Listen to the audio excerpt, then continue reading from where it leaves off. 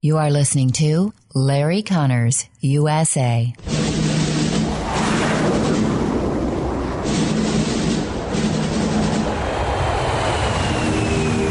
You want answers? I think I'm entitled. You want answers? I want the truth! You can't handle the truth. This is Larry Connors, USA. Larry Connors, USA.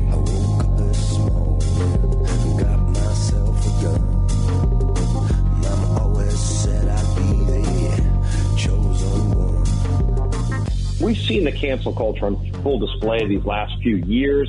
You know, they started when President Trump ran for president. They wanted to cancel him before he even got sworn in. Then they wanted to impeach him.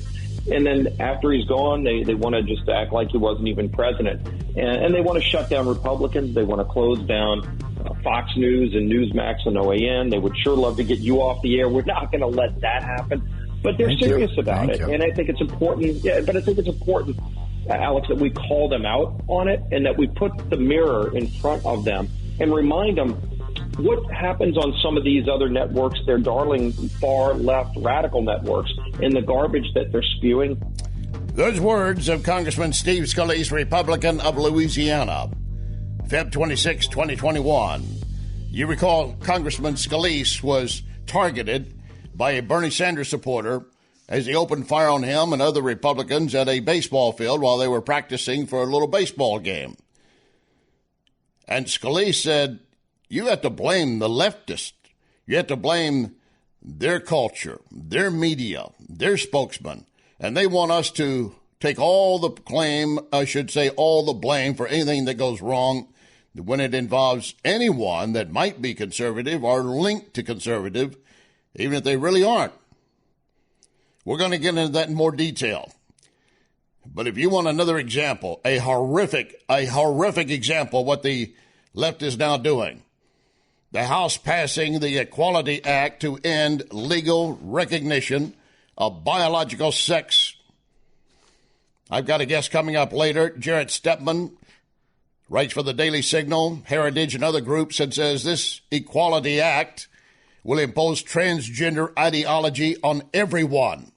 And 3 Republicans voted for it as well. We'll get into that. But in the meantime, one of them, Texas Congressman Louis Gohmert, Republican, who was against it entirely. Let me read you his quote as to how he describes this Equality Act.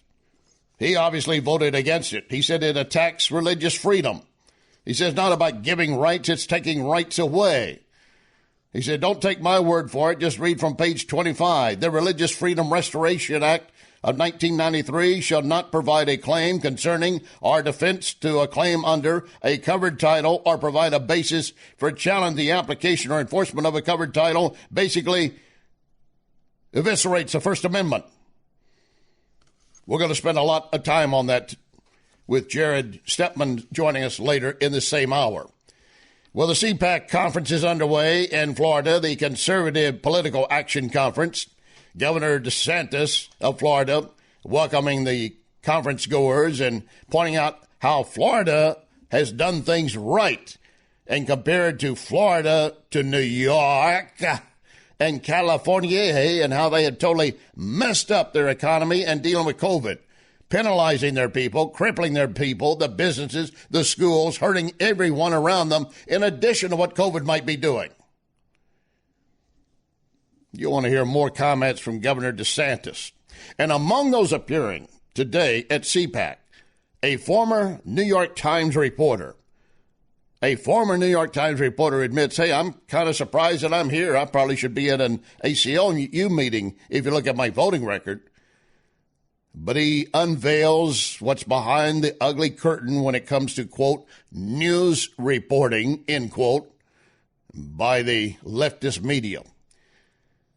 And also big tech and big tech cancellations. Oh, and here's another example. This is Black History Month. Amazon dropped a popular documentary on the only black justice on our Supreme Court, Clarence Thomas. Why? Well, you know why. Because Clarence Thomas is conservative. So rather than recognize a black man for his achievements as being a member of the U.S. Supreme Court, they just decide, let's just drop it. To hell with Black History Month if it comes to conservatives. Oh, and Oreo cookies. Are we going to have a gender issue with Oreos? Yes, we are. Oh, and one other thing.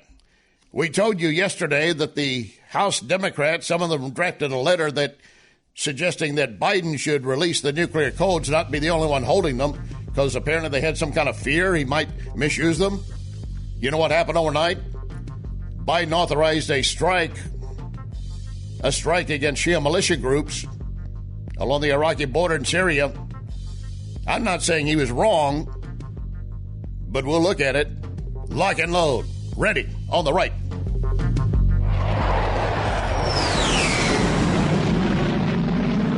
You can email Larry at LarryConnorsUSA@gmail.com. LarryConnorsUSA@gmail.com.